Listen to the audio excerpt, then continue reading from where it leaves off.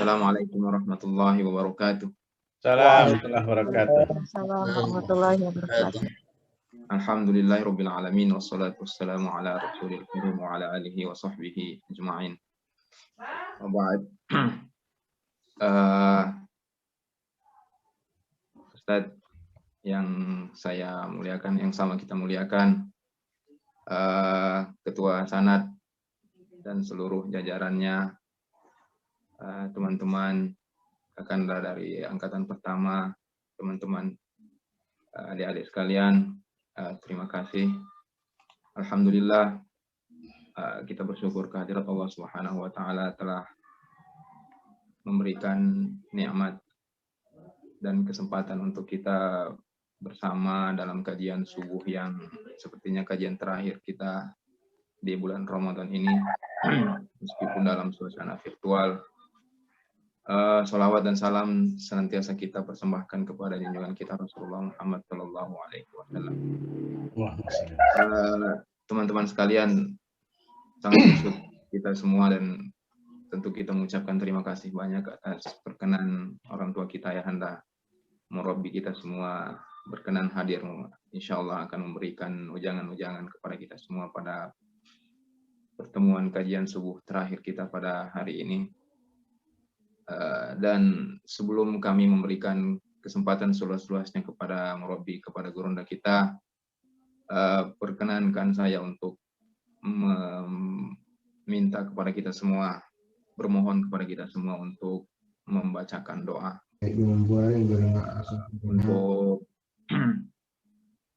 warga Sanad khususnya yang telah mendahului kita.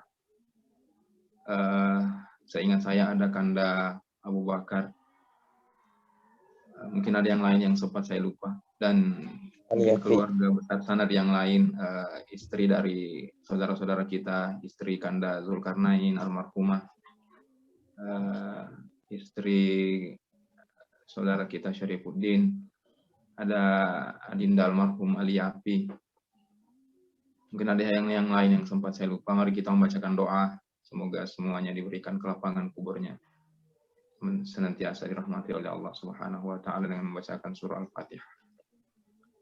A'udzubillahi minasyaitonirrajim. Bismillahirrahmanirrahim. Alhamdulillahirabbil alamin.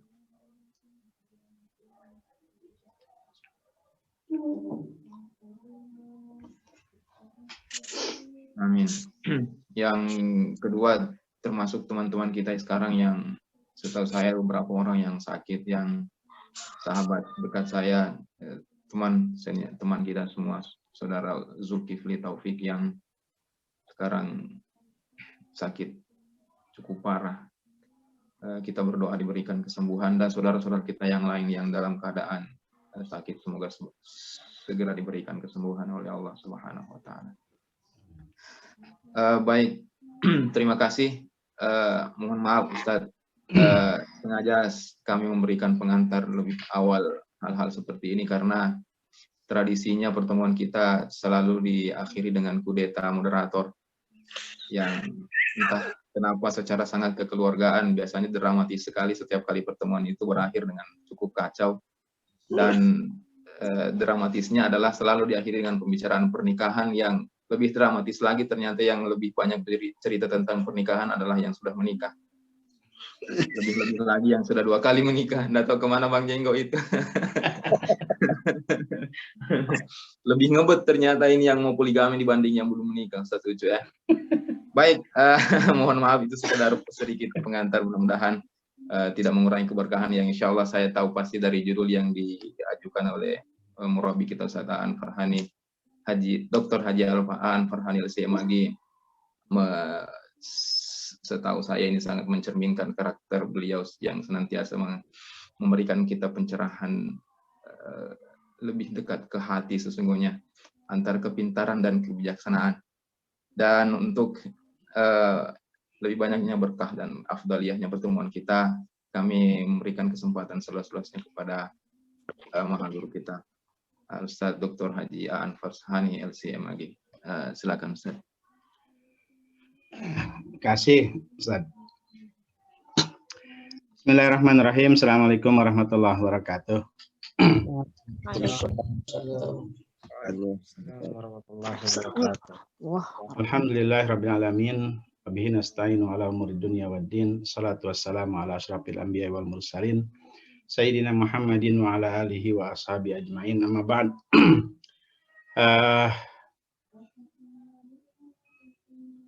Para ya mungkin saya lebih enak ngomongnya anak-anak saya sekalian ya. Orang sekarang sudah luar biasa ya, asatidzah sudah tersebar di berbagai belahan bumi Indonesia ini. Alhamdulillah pada pagi ini ya sudah lumayan siang, santai lah, kita berluasa waktu. Kita bisa bersilaturahim lewat virtual. Memang secara langsung saya tidak sempat join, tapi hampir seluruh cuplikan sempat saya lihat, ya saya ikuti. Bangga pernah menjadi bagian dari keluarga ini. Sebenarnya ketika kemarin Ketua Sanad nge-WA saya, chat yang saya sudah tulis itu nggak begitu. Saya bilang terserahlah apa saja judulnya. Tapi belum sempat saya kirim, bilang nanti sembarang dikasih judul, nggak sempat baca-baca. Nah, orang-orang pintar saya hadapi. Jadi saya bilang tiba-tiba terbersit saja itu. Ya ketepatan ini sudah hampir penutup Ramadan. Rata-rata kita disibukkan dengan berbagai aktivitas, terutama dengan amalia Ramadan yang ya kita lebih banyak. Kalau saya lihat dari muka-mukanya, kita lebih banyak rata-rata menyampaikan daripada mendengar.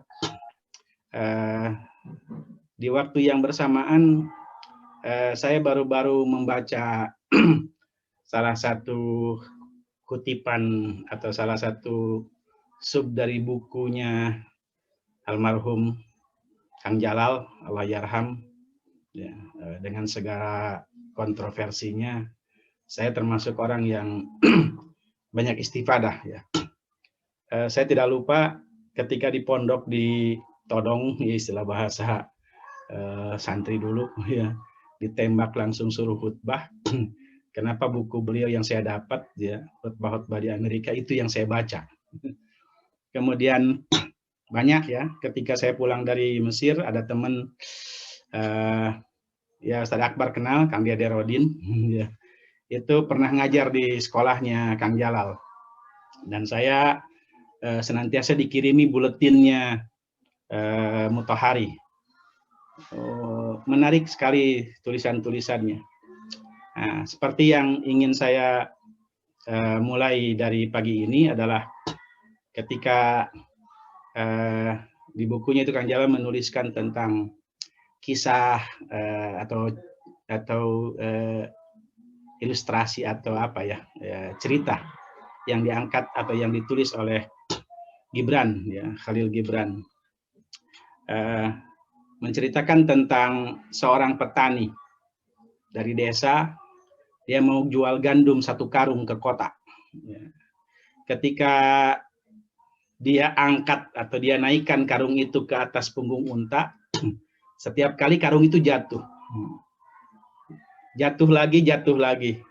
Dia berpikir setengah mati bagaimana caranya supaya bisa ini karung dibawa dengan tidak jatuh.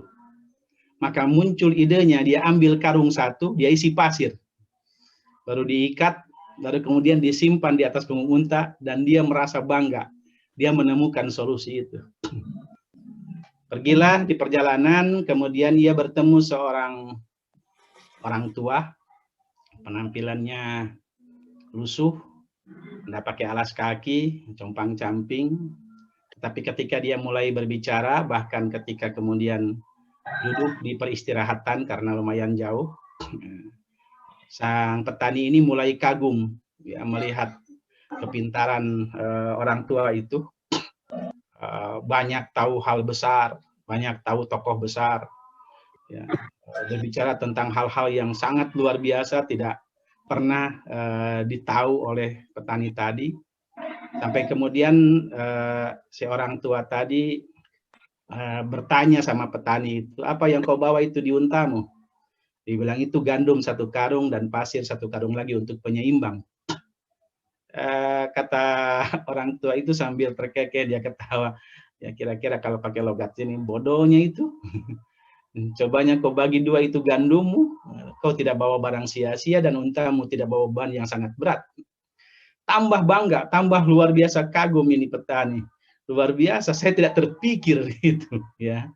Tetapi lama-lama dia perhatikan orang tua ini, kenapa ada orang sepintar ini, sehebat ini, tetapi penampilan seperti ini, tidak punya sendal, pakaiannya lusuh, badan nggak keurus.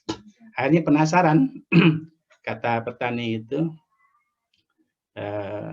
kalau boleh saya tahu pertanyaan, kalau saya boleh tahu apa pekerjaan Bapak? Kira-kira begitu pertanyaan. Dia bilang, akhirnya orang itu menjawab, saya nggak punya pekerjaan, saya nggak punya rumah, saya nggak punya sepatu, saya juga tidak tahu sebentar malam apa saya bisa makan apa enggak. Akhirnya seketika sang petani itu bangun, lalu kemudian dia katakan, pergi kau dariku. Saya memang bodoh, telah membawa 1 karung gandum dan 1 karung pasir sebagai penyeimbang. Tetapi kebodohanku telah memberikan kehidupan bagiku.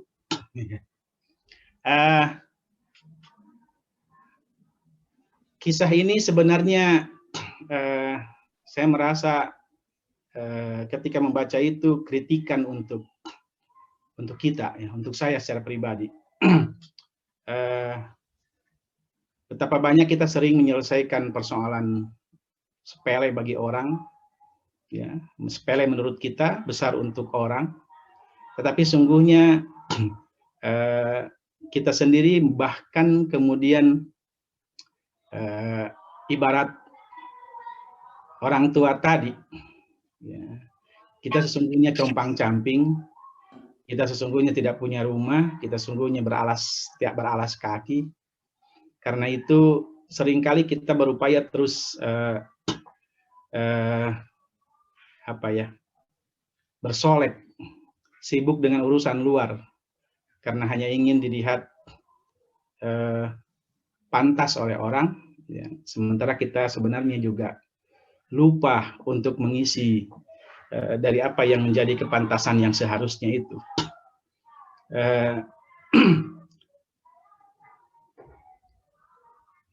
Kita banyak belajar tentang hal-hal yang sangat detail tentang sesuatu. Kang Jalal memberikan contoh, misalnya ada orang menghabiskan waktu untuk mengkaji tentang sholat sampai hal-hal detail. Tapi kemudian apa yang dia dapat dari itu, ilmunya hanya untuk digunakan menilai orang. Jadi setiap ketemu orang dia nilai dengan sholatnya. Seakan-akan hal-hal yang detail itu, ya, menjadi hal yang sangat prinsipil.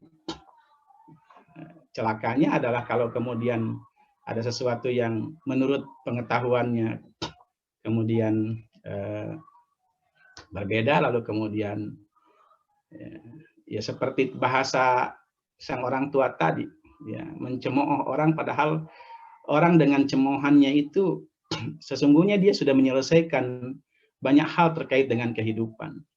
Ya. Karena itu sang pemuda petani tadi bertanya, kalau begitu apa yang kau dapat dari pengetahuanmu? Ya, dari begitu banyak hal yang kau tahu. Apa jawaban orang tua tadi? Ya, hanya kepala pusing dan hayalan hampa yang saya dapat. Ya. Kita seringkali dipusingkan oleh persoalan-persoalan yang kita pelajari terkait agama, padahal agama dia dipelajari untuk memusingkan. Saya ingat sekali kata-kata almarhum Pak Wahib Mukti ketika saya pertama kali kuliah S2 di Ciputat. Ketika kita berdebat sibuk sampai kemudian ada yang nyeletuk, kenapa sepusing ini kita ngomongin akidah di? Kira-kira seperti itu. langsung Pak Wahid mengatakan, enggak usah terlalu pusing. Kita ini kan bukan belajar untuk dipusingkan. Ya, anggaplah itu hanya bagian dari proses saja. Ya, kita sibuk berdebat tentang takdir Tuhan dan seterusnya sampai kemudian kita lupa esensi sesungguhnya apa yang sedang kita pelajari. Ya, kita seringkali dipusingkan dengan persoalan agama, padahal agama hadir itu untuk memberikan ketenangan. Kita resah, kita hadir dengan hayalan hampa, padahal agama mengajarkan kepada kita untuk menghadirkan ketenangan. Jangan-jangan kita banyak memberikan solusi kepada orang. Setiap hari kita ceramahi orang, sementara kita sendiri sesungguhnya hadir dengan kehampaan diri, ya, keresahan. Walaupun sesungguhnya kalau kita ingat kembali, ya, banyak hal yang patut menjadikan tenang kita. Ya. Lagi-lagi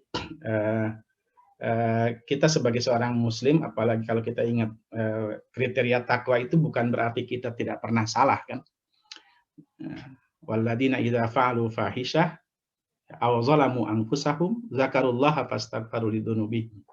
Paling tidak ketika kita menyadari hal seperti itu, ya, kita alfa atau kita menzolimi diri, jangan-jangan juga banyak hal yang kita ceramahkan ke orang padahal kita justru malah resah. Ya. Apa yang saya maksudkan, seringkali kita resah itu bukan karena takut tidak sampai, takut tidak tepat, tapi resah ketika kemudian kita merasa tidak mendapatkan pujian. Kita merasa gagal kalau kemudian tidak dipuji. Ya, padahal atau sebaliknya, jangan-jangan kemudian ketika orang memuji kita, ya, sesungguhnya ya, kita tidak pantas pada posisi pujian itu. Gitu.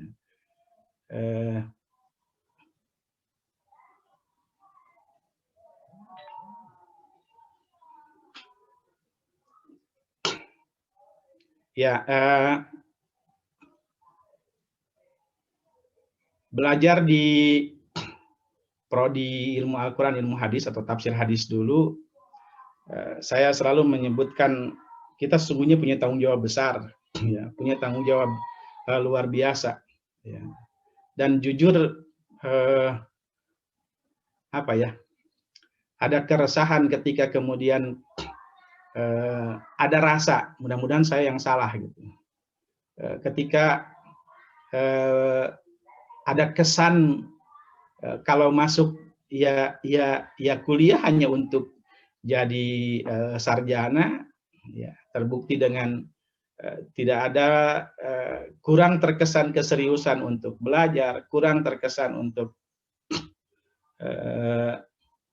apa sih sebenarnya esensinya kita mau masuk, mau kuliah. Ya, saya teringat ya, dulu almarhum Pak Dr. Mustangil mengatakan, ya kan kalau kita punya sesuatu, bukan kita yang nyari, gitu. Tapi orang yang nyari kita. Dan itu selalu teringat. Sungguh hal yang aneh kalau kemudian kita sudah belajar, mempelajari nilai-nilai Al-Quran, apalagi hadis Rasulullah SAW yang begitu luar biasa, sangat mendalam dan detail, lantas kemudian kita resah, gitu. Kita resah hidup memikirkan harus bagaimana, harus jadi seterusnya, ya. Padahal ya, kalau kita sudah merasa melakukan apa yang menjadi keharusan, kewajiban kita sebagai seorang pembelajar dalam tafsir hadis ini, dalam Al-Quran dan hadis ini, saya yakin Allah yang menjamin semua. Ya, sebenarnya candaan-candaan kita itu bagian dari kepedulian. Ya. Saya mengatakan cuma cara kita kadang merasa lebih tidak menggurui, tidak ya kalau tersinggung bersyukur, berarti sadar. Ya, kalau tidak tersinggung pada gilirannya mungkin nanti semua berproses. Tapi ya tidak bisa juga kita paksakan apa yang kemudian tadi diceritakan dan segala macam itu sebagainya bagian dari bagaimana kita berupaya untuk keluar dari keresahan-keresahan dalam kehidupan.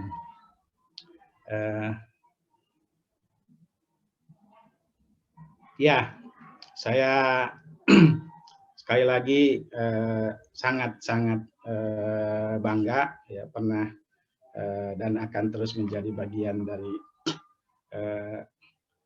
keluarga ini, dan ini yang menjadi hal yang ini patut resah ya, karena sekarang sisa semester 8, saya sekarang sudah 3 tahun vakum ya. Sudah 3 tahun vakum, bukan berarti bahwa kedua prodi vakum, enggak ya, niat dan peminatnya sangat luar biasa tetap ya, bahkan secara formil juga kita sudah ada pengakuan, hanya mungkin tugasnya lagi-lagi adalah memantaskan atas pengakuan itu. Mudah-mudahan di tahun ini ya komitmen Pak Dekan, ya, kita ada Ustadz Gani di sini, ya, kita bisa menyambung ya, untuk tidak putus seperti sering saya ulang ya, nama sanad ini, karena disinilah kita bisa saling mengingatkan, bisa saling melakukan canda-canda cerdas, ya, canda-canda cerdas, dan di tempat ini juga kita terus mengasah kebijaksanaan tadi.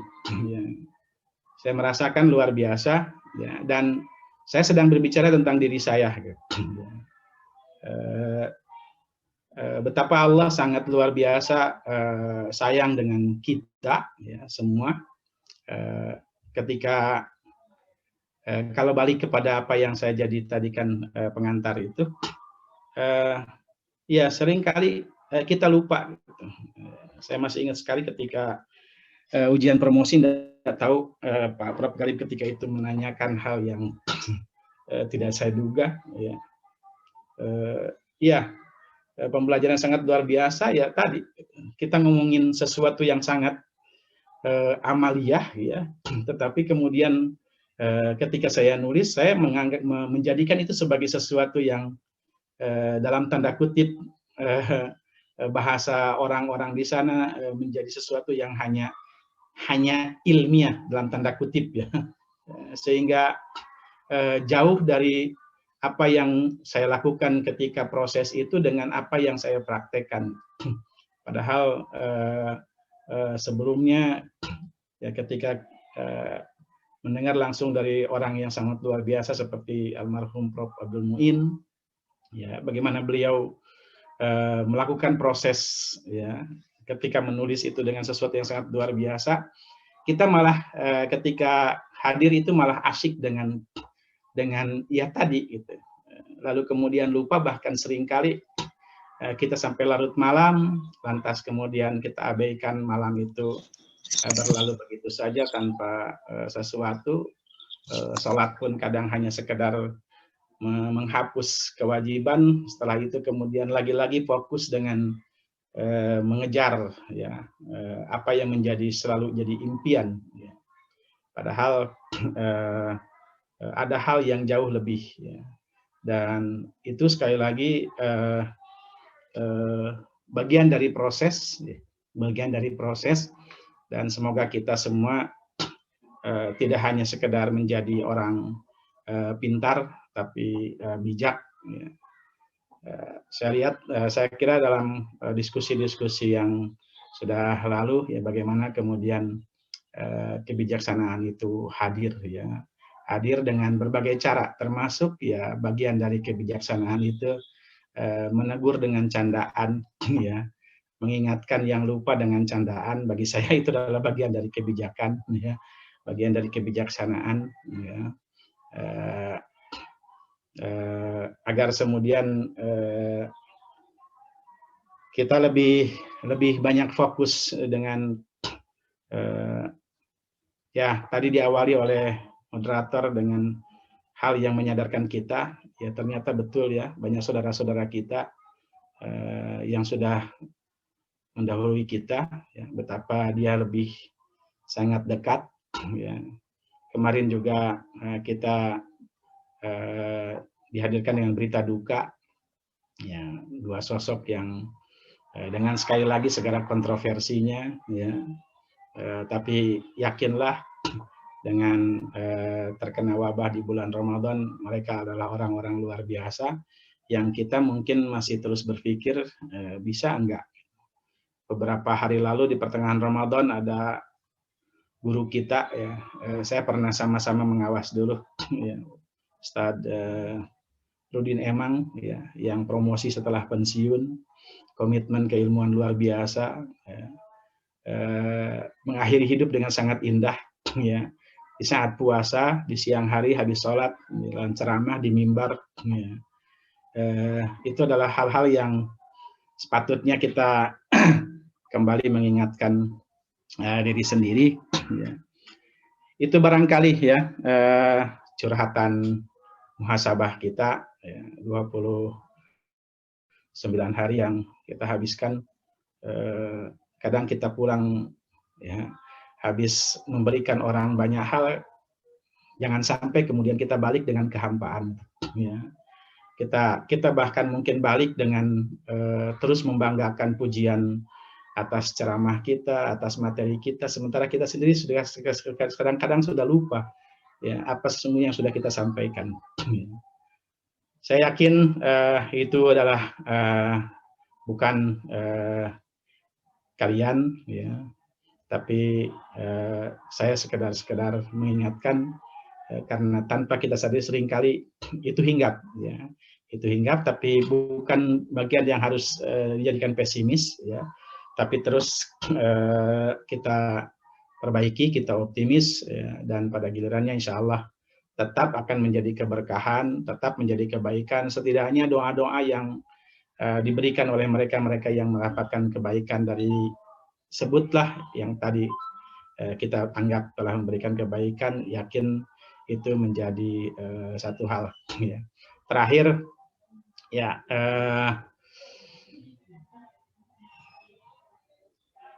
hidup ini tidak lepas dari masalah, ya. Semua dengan masalahnya. Yang belum nikah ya masalahnya belum nikah. Yang sudah nikah ya masalahnya sudah nikah. Ya, Ustaz Nawir ini. Yang sudah nikah tetap ya. Jadi sebenarnya itu bukan masalah gitu. Yang jadi masalah adalah bagaimana cara kita menghadapi masalah itu. Bagaimana cara kita menghadapi masalah itu. Ada sebuah ilustrasi tentang seekor rusa yang mau melahirkan, ya. Dia lari ke tepi hutan di samping sungai. Kemudian ketika dia siap-siap melahirkan, tiba-tiba sesuatu di luar dugaannya terjadi. Ya, petir menyambar, ya, kilat kemudian bersautan, akhirnya memercikkan cahaya, lalu membakar hutan yang kering. Ketika sang rusa sadar tentang kondisi hutan yang terbakar, ya, sungai di sebelahnya, nengok ke kiri ternyata ada pemburu yang siap melesatkan anak panahnya, nengok ke kanan ternyata ada singa yang siap menerekamnya. Saat seperti itu, ya dia mau menjerit juga tidak memberikan solusi. Ya, pilihannya kan mati dengan 4 alternatif: masuk ke hutan terbakar, terjun ke sungai tenggelam, tinggal diterkam singa, atau dipanah oleh pemburu.